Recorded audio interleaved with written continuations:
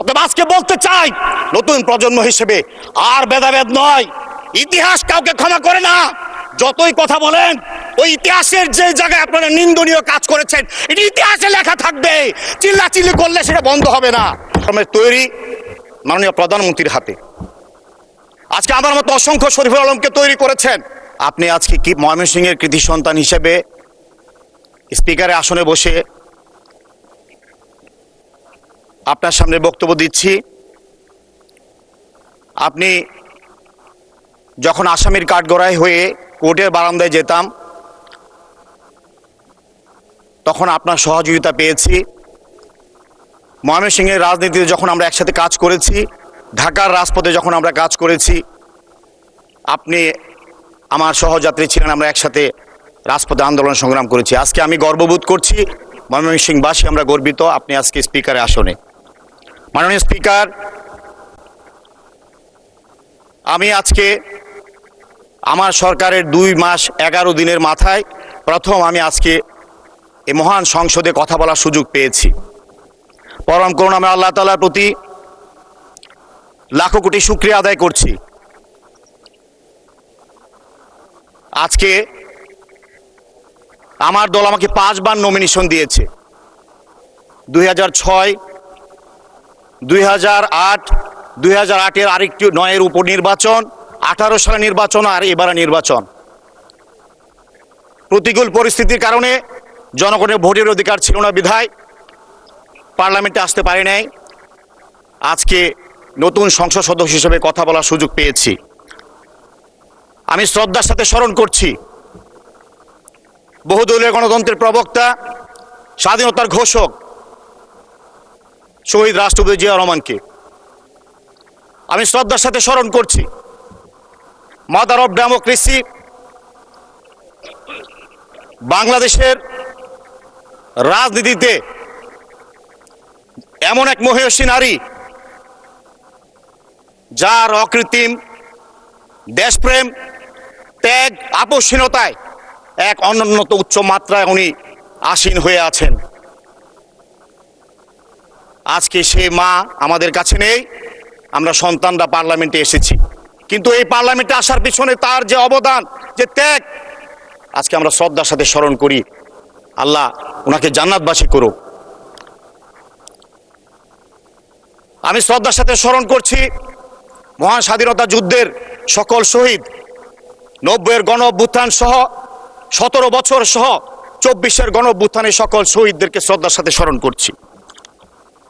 আমি শ্রদ্ধার সাথে স্মরণ করছি আমার নির্বাচনী এলাকার গত 17 বছর 24 অভ্যুত্থানের আন্দোলনে ছাত্র দলের রেফায়েত, কৃষক দলের বিল্লাল, পৌর বিএনপি সদস্য আশিক, যুব দলের সদস্য হাসান আলী সহ জাতীয় পর্যায়ে সকল শহীদদের কথা আমি স্মরণ করছি। আমি আজকে কৃতজ্ঞতার সহিত আমি মাননীয় প্রধানমন্ত্রী এখানে উপস্থিত আছেন, সংসদ নেতা, ওনার প্রতি শ্রদ্ধা জানাই, সম্মান জানাই। আজকে আমার এই শরীফুল আলমের তৈরি মাননীয় প্রধানমন্ত্রীর হাতে। আজকে আমার মতো অসংখ্য শরীফুল আলমকে তৈরি করেছেন। আজকে ওনাকে ধন্যবাদ জানাই। এই পার্লামেন্টে আসার জন্য উনি আমাকে মনোনয়ন দিয়েছেন। আজকে সেই কারণে এখানে এসে কথা বলতে পারছি। আমি আমার নির্বাচনী এলাকার ভৈরব, কুলিয়ারচর, কিশোরগঞ্জ 6-এর সকল স্তরের জনগণ, নারী পুরুষ, সনাতন ধর্মাবলম্বী, প্রবাসী ভাইয়েরা সহ ভোটার বিন্দু সবাইকে অভিনন্দন জানাই, যাদের অকৃত্রিম ভালোবাসার সমর্থনে আজকে আমি এই পার্লামেন্টে কথা বলতে পারছি। মাননীয় স্পিকার, আজকে আমি একজন নবীন সদস্য হিসেবে কথা বলছি। এই পার্লামেন্টে আমরা অনেক কিছু শিখছি, অনেক কিছু দেখছি। আজকে মাঝে মাঝে বিরোধী দলের পক্ষ থেকে অনেকগুলো কথা যখন শুনি, মনে হয় জাতীয়তাবাদী দল যেন নতুন করে জন্ম হয়েছে। মনে হয় আমাদের কোনো ইতিহাস, ঐতিহ্য, কোনো অবদান আমাদের মাঝে নেই। আমি তাদেরকে আজকে কয়েকটি বিষয় আমি অবগত করে দিতে চাই। যেই মহিষী নারীর কথা আমি একটু আগে বলে গেলাম, তার পূর্বে আরেকজন ক্ষণজন্মা পুরুষ ছিলেন, শহীদ রাষ্ট্রপতি জিয়া রহমান। স্বাধীনতার ঘোষণা থেকে শুরু করে নিজে সক্রিয়ভাবে যুদ্ধে অংশগ্রহণ করেছেন, পরবর্তী সময়ে দেশের সফল রাষ্ট্রপতি হিসাবে বাংলাদেশকে নেতৃত্ব দিয়েছেন। ওই আমলকে বলা হয় বাংলাদেশের সরকারি যে সমস্ত সরকার দেশ শাসন করেছেন সেই যুগকে বলা হয় স্বর্ণযুগ। পরবর্তী সময়ে আমাদের নেত্রী দেশনেত্রী বেগম খালেদা জিয়া একজন গৃহিণী থেকে শুরু করে পরবর্তীতে দলের দায়িত্ব নিয়েছেন। উনি নিজের জীবন বিপন্ন করেছেন।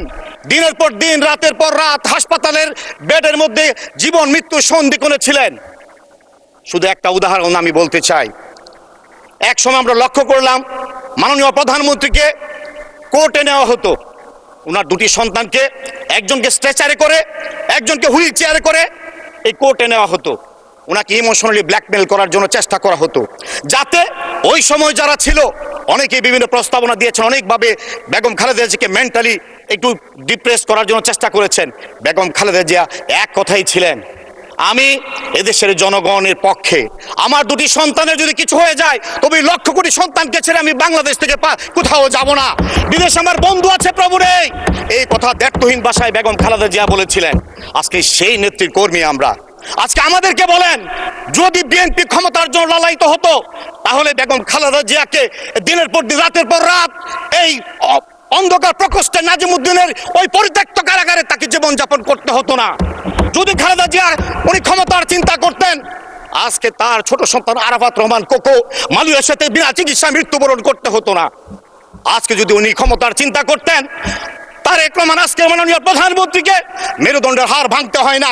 17 বছর একটি টেবিল, একটি চেয়ার, একটি কম্পিউটারে বসে দেশকে নিয়ে যে স্বপ্ন বিনির্মাণ করেছেন আর আমাদেরকে নেতৃত্ব দিয়েছেন, সেই পরবাসীর জীবন ভোগ করতে হতো না। আজকে যদি আমরা ক্ষমতার চিন্তা করতাম, আজকে ইলিয়াস আলী, চৌধুরী সহ হাজার হাজার নেতাবর্গী গুম হতো না।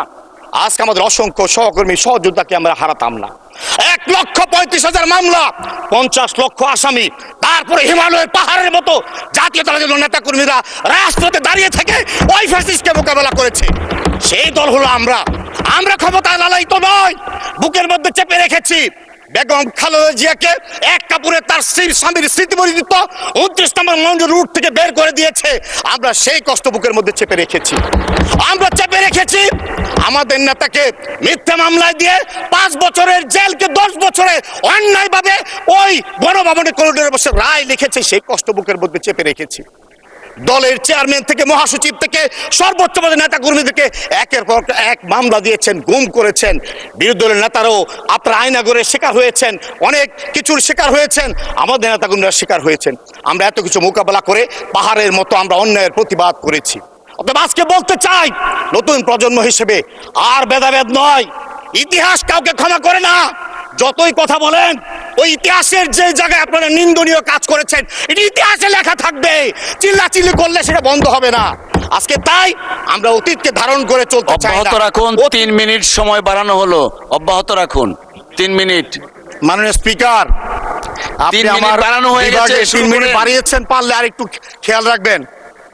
তাই আজকে যেটা বলতে চাই, আমরা সেই ইতিহাসের জায়গায় থাকতে চাই। ইতিহাস কখনো মিথ্যা হয় না, ভুল হতে পারে না। অতএব নিন্দনীয় যে জায়গায় আপনারা যে সেই সময় কাজ করেছেন সেটা লিপিবদ্ধ থাকবে। আর ইতিহাসের পাতায় স্বর্ণাক্ষরে লেখা থাকবে মুক্তিযুদ্ধের ইতিহাস। অতএব 24কে আমরা অস্বীকার করি না, কোনোভাবে 24 আর 71 এক হতে পারে না। তাই আজকে আমরা এই প্রজন্ম একথা শুধু বলতে চাই, আসুন মাননীয় প্রধানমন্ত্রী যেভাবে দেশকে নেতৃত্ব দিচ্ছেন, যেমনিভাবে 17 বছর আন্দোলন সংগ্রামে নেতৃত্ব দিয়েছেন, আজকে আমি বলতে চাই ভেদাভেদ নয়। আপনারা যখন যে ফ্লোর চাচ্ছেন, যখন যেভাবে আপনারা সময় চাচ্ছেন, স্পিকার এই হাউস আপনাদেরকে অ্যাড্রেস করছে। অতএব আমরা সবাই মিলে সামনের দিকে এগোতে চাই। আপনারা যারা নিয়ে কথা বলতে চেয়েছেন, মাননীয় প্রধানমন্ত্রী পারতেন আপনাদেরকে 3 জন, আমাদেরকে 7 জন দিতে, কিন্তু সেটা করেন না, সমভাবে আপনাদেরকে দিয়েছেন। আপনারা কথা বলতে চেয়েছেন বিভিন্ন ইস্যুতে, সেভাবে আপনাদেরকে অ্যাড্রেস করছি। অতএব আজকে আপনাদেরকে বলতে চাই, আমরা আমাদের এই পার্লামেন্ট প্রতিদিনের হাউসের অধিবেশন লক্ষ কোটি মানুষ দেখে। আমরা এখানে এমন একটা কালচার তৈরি করতে চাই, মাননীয় প্রধানমন্ত্রীর নেতৃত্বে সমালোচনা হবে, অবশ্যই কাজের সমালোচনা হবে, কিন্তু আমরা যেন সঠিক কথাটা বলি। এই যাবৎকালে 2 মাস 11 দিনের সরকারে এমন ঐতিহাসিক কর্মকাণ্ড মাননীয় প্রধানমন্ত্রী করেছেন, এই ব্যাপারে তো একটা ধন্যবাদও আপনারা ওনাকে দিলেন না, একটা কথাও তো আপনারা বলেন নাই। অতএব সত্যটাকে সত্য, সাদাকে সাদা বলার চেষ্টা করবেন। মাননীয় স্পিকার, আমি আমার নির্বাচনী এলাকার 2-1 কথা বলতে চাই, সময় খুব কম।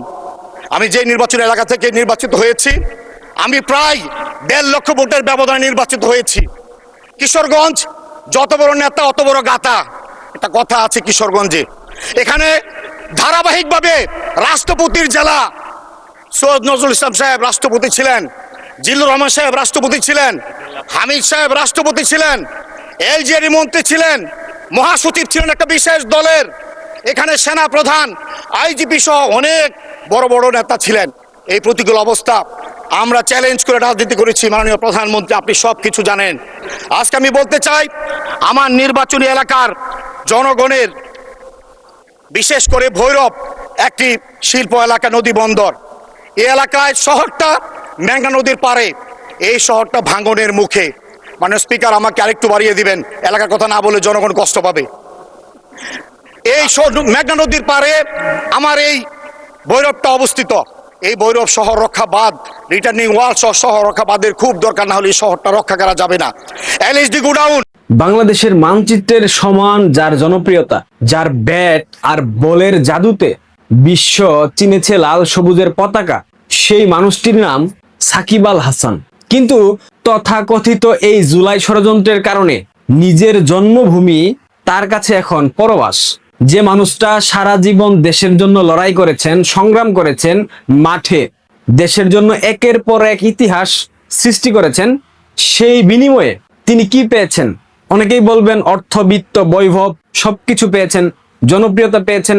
কিন্তু অর্থ, বিত্ত, বৈভব, জনপ্রিয়তা এইসবই কি তার প্রাপ্য? এর বাইরে কি তিনি কোনো কিছু প্রাপ্য না?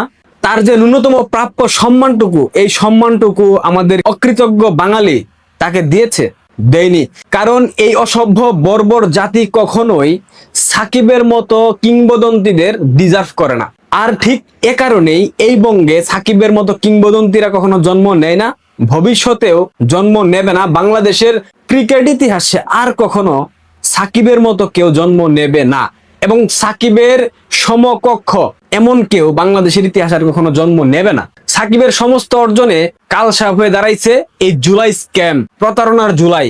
একদল উগ্র ধর্মান্ধ দেশদ্রোহী, এদের মস্তিষ্কে রুশানলে পরে সাকিব এখন নিজ জন্মভূমিতে পরবাসী। এটা কি পৃথিবীতে কোথাও হয়েছে? আজকে ক্রিকেট ভিত্তিক একটা গণমাধ্যমে সাকিব সাক্ষাৎকার দিয়েছেন, অনেক কিছু বলেছেন, কিন্তু এর মধ্যে একটা বাক্য যদি আমি না বলি সেটা অন্যায় হবে, আমি ব্যক্তিগতভাবে মনে করি। সাকিব বলেছেন, পোল্টি দেওয়ার অভ্যাস নেই, আওয়ামী লীগেই প্রতিজ্ঞাবদ্ধ সাকিব। বাংলাদেশের প্রথম সারির সকল গণমাধ্যম এইটা সংবাদ প্রকাশ করেছে। এখানকার কমেন্ট বক্স আমি দেখলাম, শুধুমাত্র লাল টুপিওয়ালা, জব্বাওয়ালা, জামাতি, হাদির প্রোফাইল পিকচারে দেওয়া যেসব ব্যক্তিবর্গ আছে তারাই নেগেটিভ কমেন্ট করেছে। আর সাধারণ মানুষ থেকে শুরু করে সকল পর্যায়ের আওয়ামী লীগের কর্মী, সমর্থক, মুক্তিযুদ্ধের পক্ষের মানুষ সাকিবের এই দৃঢ় অবস্থানকে সাধুবাদ জানিয়েছে। এই একটা বাক্য হাজারো প্রশ্নের উত্তর দেয়নি। কি বলেন, দেয়নি? অবশ্যই দিয়েছে। যখন চারদিকে গুজব ছড়ানো হচ্ছে সাকিব ভুল পাল্টে বিএনপিতে যোগ দেবে, বিএনপির শিল্পী আসিফ আকবর আমেরিকা গিয়েছে, সাকিবের জন্মদিনে কেক কেটে উদযাপন করেছে, সাকিবকে বিএনপিতে ভিড়িয়ে নিয়েছে, অনেক কথা, অনেক কিছু শুনেছেন না আপনারা? ঠিক তখন এরকম একটা পিক আওয়ারে সাকিবের আজকের এই সাক্ষাৎকার দলের প্রতি তার যে কঠোর অবস্থান সেটার প্রমাণ দেয়নি। আমি মনে করি এই আজকের যে সাকিবের বক্তব্য, সাকিবের যে অবস্থান, এইটা সাকিবের রাজনৈতিক পরিপক্কতার পরিচয় দেয়। অবশ্যই সাকিব আল হাসান আজকের বক্তব্যের মধ্য দিয়ে তিনি তার রাজনৈতিক পরিপক্কতার পরিচয় দিয়েছেন। সাকিব ভালো করে জানেন ক্রিকেট মাঠের ডট বল আর রাজনীতির পোলটি এক জিনিস না। রাজনীতি অনেক গভীরের খেলা। আমরা সবসময় যা দেখি তা সত্য না, আমরা সবসময় যা দেখি তা রাজনীতি না, আমরা যা দেখি না, আমরা যা ভাবি না সেটাই রাজনীতি। এইটা মানতে হবে যদি রাজনীতি করতে চান। সাকিবের আজকের এই দুর্ভাগ্যের জন্য কে দায়ী? সাকিবের ক্যারিয়ার এবং সম্মান ধুলোয় মিশিয়ে দিতে চেয়েছিল কারা? কোনো বিশেষ ব্যক্তি, কোনো বিশেষ প্রতিষ্ঠান না। অনেকেই বলার চেষ্টা করেছে এই পরিস্থিতির জন্য সম্পূর্ণরূপে দায়ী ইউনুস, অর্থাৎ আসিফ নজরুল এবং আসিফ মাহমুদ সজীব ভুইয়া। কিন্তু বাস্তবতা এটা না, আমি বিশ্বাস করি না। বিএনপি জামায়াতের গ্রিন সিগন্যাল ছাড়া কিংবা তাদের ইন্ধন ছাড়া কোনোদিনও সাকিবের মতো গ্লোবাল আইকনকে এইভাবে কুণ্ঠাসা করার সক্ষমতা ইউনুসের সরকার কিংবা আসিফ মাহমুদ সজীব ভুইয়া কিংবা আসিফ নজরুল দুঃসাহস দেখাতো না। বিএনপি মুখে মিষ্টি মিষ্টি প্রেমের কথা বললেও সাকিব ভালো করে জানে তার পেছনে কারা ছুরি মেরেছে আর কারা তাকে ঢাল হয়ে আগলে রেখেছিল, এখনো রেখে দিয়েছে। সব হারিয়ে ফেলা সাকিব, যার নাম যশ খ্যাতির কোনো অভাব ছিল না, নেই, তিনি যদি এই চরম দুঃসময়ে নিজের নীতির প্রতি অটল থাকতে পারেন, তবে আপনি, হ্যাঁ আপনাকে বলতেছি, আপনি, আমরা কেন বিচলিত হই? আমাদের এত বিচলিত হবার কারণটা আসলে কি? হ্যাঁ, আমি মানতেছি সাকিবের স্যাক্রিফাইস আর আপনার আমার ত্যাগের মধ্যে অনেক আকাশ পাতাল পার্থক্য আছে, কিন্তু আমাদের লক্ষ্য একটি সমৃদ্ধ অসাম্প্রদায়িক বাংলাদেশ বিনির্মাণ। এটাই তো আমাদের লক্ষ্য। আমাদের লক্ষ্য বঙ্গবন্ধু কন্যা বাংলাদেশে ফিরে যাবেন, বাংলাদেশে ফিরে গিয়ে তিনি সাম্প্রদায়িক যে গোষ্ঠী আছে বাংলাদেশে, মৌলবাদী জঙ্গিরা আছে, এদেরকে নিরসন করবেন। এটা তো আপনিও চান, আমিও চাই। অন্যায়ের বিচার করবেন, আওয়ামী লীগের কর্মী সমর্থকদেরকে যেভাবে হত্যা করা হয়েছে এগুলার বিচার করবেন, 32 ভাঙার বিচার করবেন, তাই তো চান। সাকিবও ঠিক এমনটাই চায়। সাকিব যদি আওয়ামী লীগের উপর আস্থা হারানোকে পল্টি নেওয়া মনে করেন, তবে আমাদের উচিত এই কঠিন সময়ে দলের প্রতি আরো বেশি অনুগত থাকা। এটা আপনাদের প্রতি আমার প্রশ্ন, উচিত কি অনুচিত অবশ্যই আমাকে জানাবেন কমেন্টে। তবে হ্যাঁ, একজন ভক্ত হিসেবে দুর্দিনে সাকিবের প্রতি আমাদের প্রত্যাশা অনেক বেশি ছিল, আকাশচুম্বী ছিল, কিন্তু সাকিব যতটুকু দিয়েছে, 15 বছরে ক্রিম খাওয়া হর্তাকর্তারা তারা কি এর কিঞ্চিত দিয়েছে? সাকিব যতটুকু ডেলিভারি দিয়েছে তার কিঞ্চিত ডেলিভারি আওয়ামী লীগের অনেকেই দিতে পারেনি, দেয়নি। লক্ষ লক্ষ ফ্যান ফলোয়ার তাদের সামাজিক যোগাযোগ মাধ্যমের অ্যাকাউন্ট গুলাতে, কিন্তু তারা সেটা আজ অবধি কাজে লাগায়নি, ভবিষ্যতে কাজে লাগাবে কিনা আমরা জানি না। বাংলাদেশের রাজনীতিতে একটা বহুল প্রচলিত কথা আছে, বঙ্গবন্ধু কন্যা শেখ হাসিনা মানুষ চিনতে ভুল করেন না। আমারও আজ একবার প্রমাণ হয়ে গেল। বাংলাদেশের ইতিহাসে বিশ্বজুড়ে দুজন পরিচিত ব্যক্তি আছে, একটা ইউনুস টাউট, যাকে সবাই এখন বিশ্ব বাটপার হিসেবে চেনে, আরেকটা আমাদের গর্ব, আমাদের ময়না সাকিব আল হাসান। এটা মানেন তো? শেখ হাসিনা এদের দুজনকেই ঠিক মতো চিনতে পেরেছিলেন, যেটা আপনারা আমরা চিনি নাই। তিনি চিনেছিলেন বলেই একজনকে মনে প্রাণে ভালোবেসে আপন করে স্নেহের ছায়া তুলে টেনে নিয়েছিলেন, আরেকজনকে পদ্মার জলে ডুবাতে চেয়েছিলেন, কারণ তার চরিত্র আপনার আমার আগে তিনি বুঝে গিয়েছিলেন, তিনি জেনে গিয়েছিলেন সে একটা চক্রান্তকারী, সে একটা ষড়যন্ত্রকারী, সে কখনো বাংলাদেশের মানুষকে ভালোই বাসেনি। ইউনুস নোবেল পেয়েছে, তাতে বাংলাদেশের মানুষের কি উপকার হয়েছে? ইউনুস নোবেল পেয়ে বাংলাদেশকে কোথায় কি করেছে? বাংলাদেশের মানুষের দুর্যোগে দুর্বিপাকে ইউনুস কখনো দাঁড়িয়েছে? 1 পয়সা সহায়তা দিয়েছে বলতে পারবেন? সাকিব পর্দার আড়ালে থেকে কত শত পরিবারকে রক্ষা করেছে, এই সম্পর্কে আপনাদের কোনো আইডিয়া নাই। আপনারা কল্পনা তো ভাবতে পারবেন না সাকিব কত শত পরিবারের দায়িত্ব নিয়েছে। ব্যক্তি সাকিব খারাপ হতে পারে, বাট মানবিক সাকিব আল হাসানকে আপনারা কখনো দেখেননি, কখনো দেখার চেষ্টাও করেননি।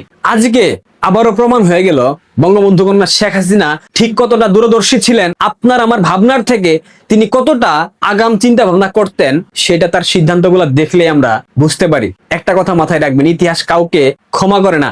যারা সাকিবকে তার জন্মভূমিতে ফিরতে দেয় নাই, সময় একদিন তাদের বিচার করবেই। আমি কিন্তু হুমকি ধামকি দিচ্ছি না। আজকে সাকিবের এই পোলটি না দেওয়ার ঘোষণাটি বাংলাদেশ আওয়ামী লীগের নেতাকর্মীদের জন্য একটি বিশাল বার্তা। দুঃসময়ে সবাই পাশে থাকে না, দুঃসময়ে যে পাশে থাকে সেই সত্যিকারের সারথি, সত্যিকারের বন্ধু, সত্যিকারের